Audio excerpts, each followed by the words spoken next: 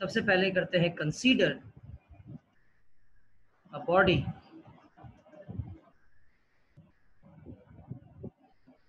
placed on the surface of earth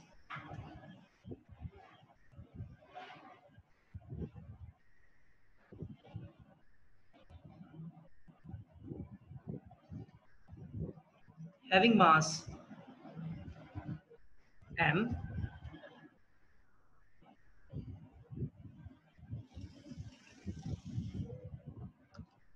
if the mass of earth is me and the radius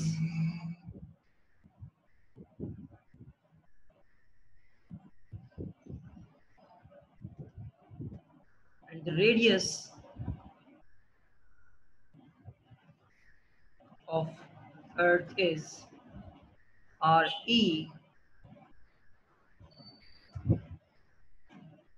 like this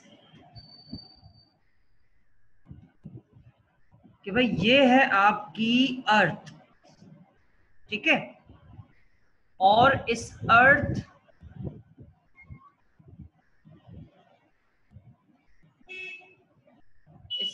का जो मास है वो मास हमने क्या मान लिया बेटा? अरे अब जल्दी से बोलो। हेलो, m अर्थ मास हमने क्या लिया है? अर्थ मास हमने मान लिया है me, और जब अर्थ मास हमने me मान लिया है तो हमने एक और चीज भी मानी है, और वो क्या मानी है कि इस अर्थ के सेंटर से इसकी सरफेस तक का फासला जो कि कहलाएगा इसका रेडियस,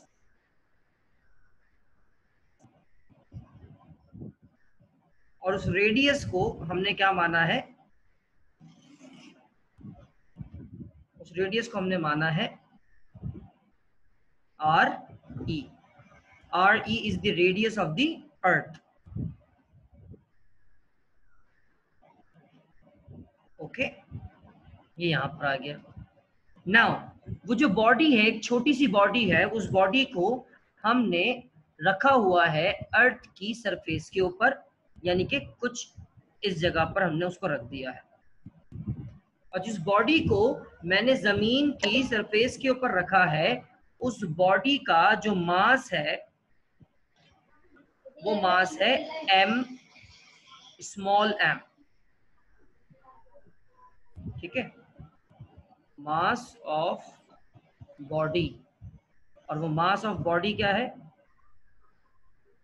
हाँ भाई, क्या कंसीडर किया मास ऑफ बॉडी हमने? जल्दी से बोलो। Small m। मास ऑफ अर्थ क्या है? मास ऑफ अर्थ है me। रेडियस ऑफ अर्थ क्या है? re। मास ऑफ बॉडी क्या है? Small m। अब आगे बढ़ते हैं। हमने कल ही पढ़ा है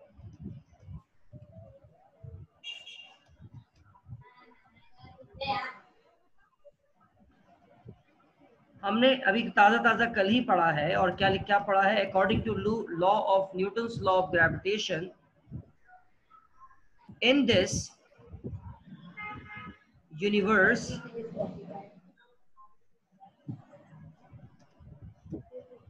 everybody attract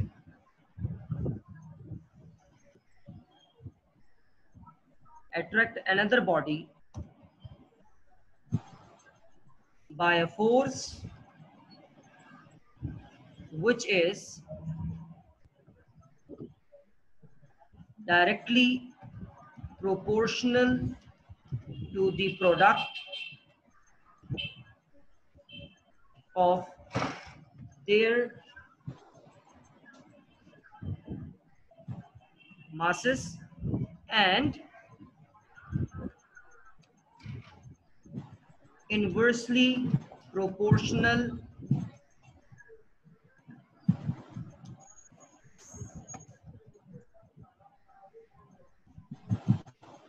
to the square of distance between them। हाँ भाई, इस लॉ को कौन मेरे लिए ट्रांसलेट करेगा, किसका मतलब क्या है? जल्दी से बोलो, जल्दी से, नहीं बोल सकते तो वो भी कहते हो कि सर आप ही बता दें। हाँ भाई वीरा, हाँ या नहीं?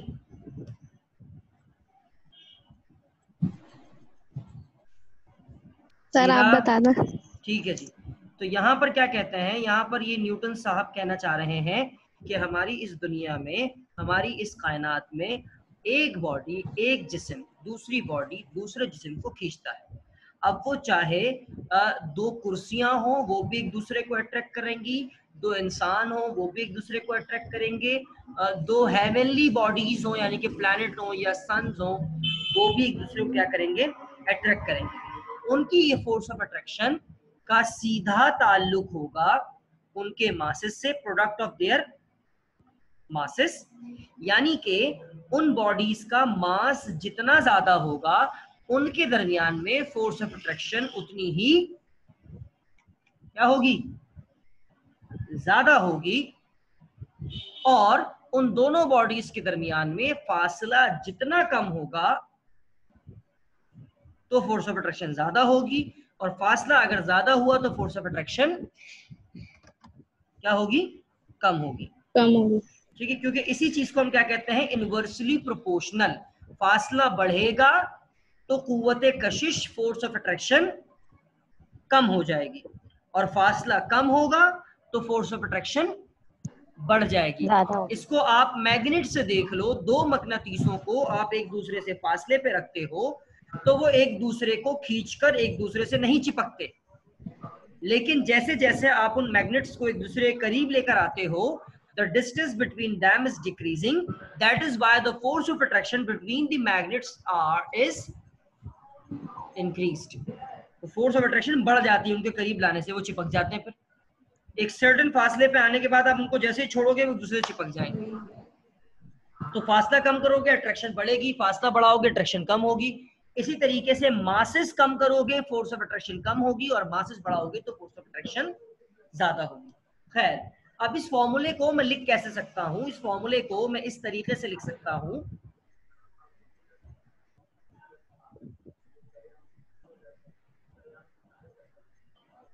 F is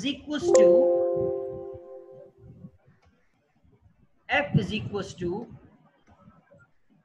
G M1 M2 upon R square. ऐसे लिख सकता हूं। तो कल हमने पढ़ा था न्यूटन्स फॉर्मूला ऑफ ग्रेविटेशन क्या था, F is equal to G M1 यानी कि बॉडी 1, M2 यानी बॉडी 2, R स्क्वायर यानी कि डिस्टेंस बिटवीन देम, उसका स्क्वायर। अब हमने क्या समझा हुआ है, हमने तो अभी तक यही पढ़ा है कि जो मेरी अभी इस पूरे सिनेरियो में जो कि हमने ऊपर आपको समझाया है कि एक बॉडी हमारी नॉर्मल बॉडी है, दूसरी बॉडी हमारी अर्थ है। तो हमारी जो पहली बॉडी है वो एक नॉर्मल बॉडी है, और उस नॉर्मल बॉडी जिसको हम कह रहे हैं यहाँ पर M1, उसके मास को हमने क्या माना है, M1 के मास को हमने माना है M। और जो हमारी दूसरी बॉडी है यानी M2, वो M2 बॉडी हमारी अर्थ है। बेटा अपने माइक्स बंद कर ले please.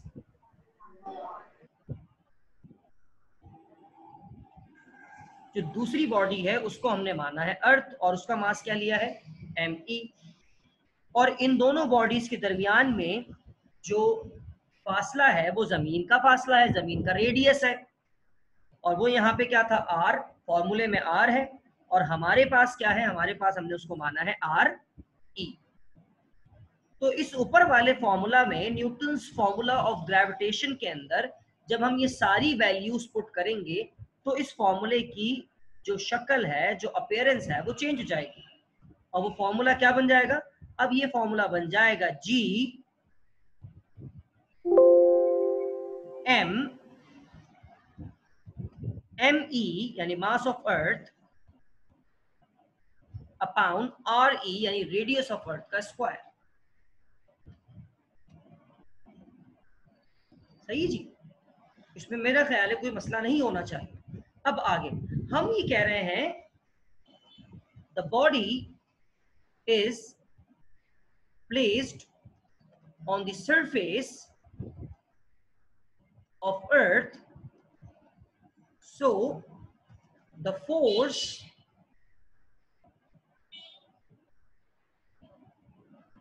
by which earth attract the body is called weight। ठीक है ना। अभी अभी मैंने आपको ये बताया कि जो बॉडी है वो बॉडी रखी हुई है हमारी अर्थ की सरफेस पे, हमारी अर्थ की सरफेस पे रखी हुई है। तो अर्थ जमीन जब जिस्मों को, जब बॉडीज को अपनी तरफ खींचता है तो उस खींचने वाली फोर्स ऑफ अट्रैक्शन को हम क्या कहते हैं? उस फोर्स ऑफ अट्रैक्शन को हम कहते हैं वेट। ठीक है, यानी कि इस वक्त जो फोर्स ऑफ अट्रैक्शन अर्थ और बॉडी के बीच में है उसको आप ग्रेविटेशनल फोर्स भी कह सकते हो और उसी को आप कह सकते हो क्या? वेट कह सकते हो। तो in the given case weight is equals to gravitational force। इस केस में जो हमारी बॉडी का जो वेट है, वेट क्या होती है? एक ऐसी फोर्स जिसकी वजह से बॉडीज को जमीन अपने सेंटर की तरफ खींचती है। बिल्कुल इसी तरीके से अभी एक केस ये भी था कि बॉडी और अर्थ है, इन दोनों के दरमियान में फोर्स ऑफ अट्रैक्शन होगी। जो बॉडी और अर्थ के दरमियान में फोर्स ऑफ अट्रैक्शन होगी दरअसल वही वेट होगी, और जो वेट होगा वही क्या होगा? ग्रेविटेशनल फोर्स होगा। अच्छा जी, वेट का फॉर्मूला क्या है? वेट का फॉर्मूला होता है mg इज इक्वल टू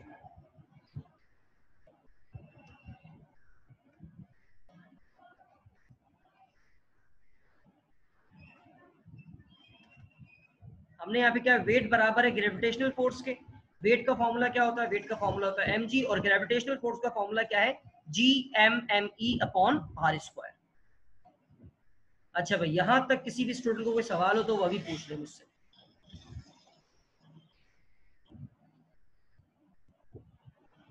हरी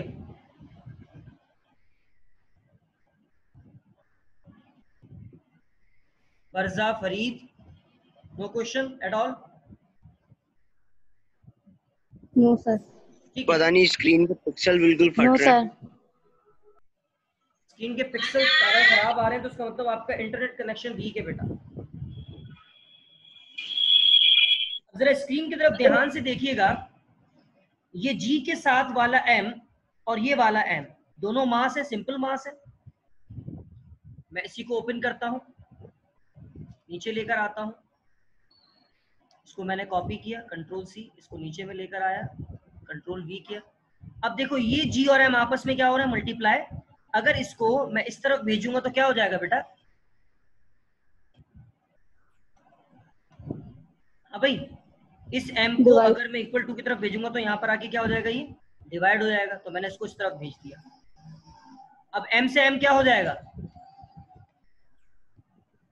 ऊपर वाला m से नीचे वाला m क्या हो जाएगा? कैंसिल हो जाएगा। फॉर्मूला क्या बचेगा?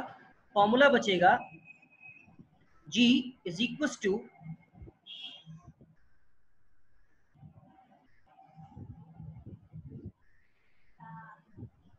G is equal to capital G me upon r square. हमें क्या मालूम करना है?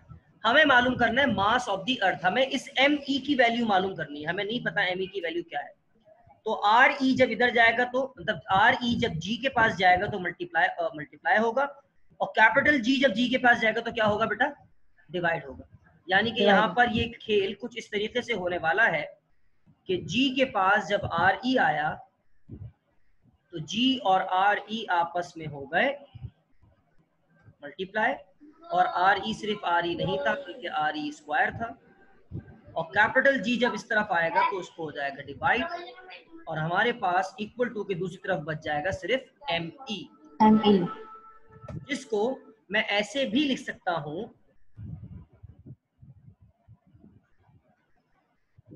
M E is equal to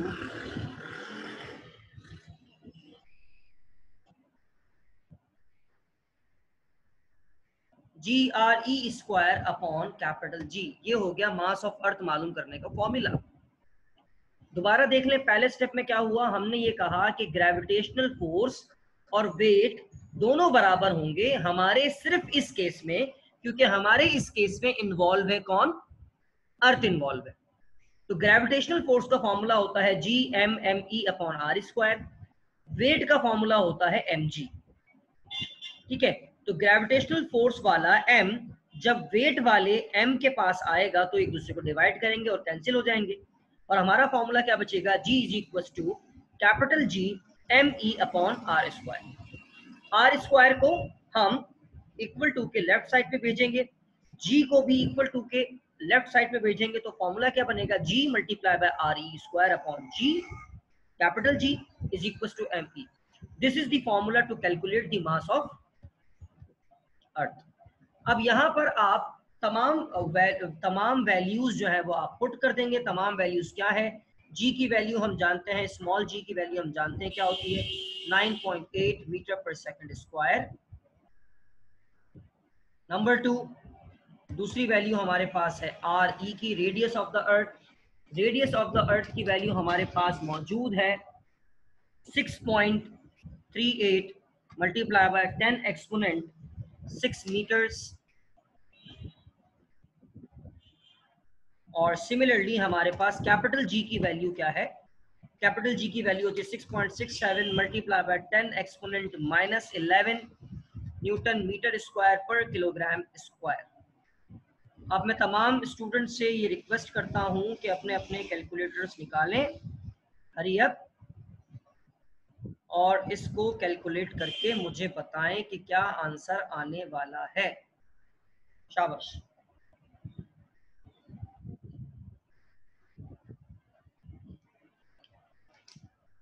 वैसे तो बोर्ड में इसकी सिंप्लीफिकेशन की जरूरत नहीं है, जब आप इसकी सिंप्लीफिकेशन करेंगे तो आपके पास जो आंसर आएगा वो बता देता हूं। आपके पास आएगा 5.99 मल्टीप्लाई बाय 10 एक्सपोनेंट 24 किलोग्राम्स। ये है हमारी मास का, अर्थ का मास, जो क्या बनती है लगभग वैल्यू, जो लगभग वैल्यू बनती है, अगर मैं इसको राउंड ऑफ कर लूं तो 6 0 0 0 0 0 0 0 0 0 0 0 0 0 0 0 0 0 0 0 0 0 0 0 0 kg। This is the mass of अर्थ, जिसके ऊपर हम आराम से जो है वो बैठे हुए हैं। कोई सवाल हो तो इसमें आप पूछ सकते हैं मुझसे।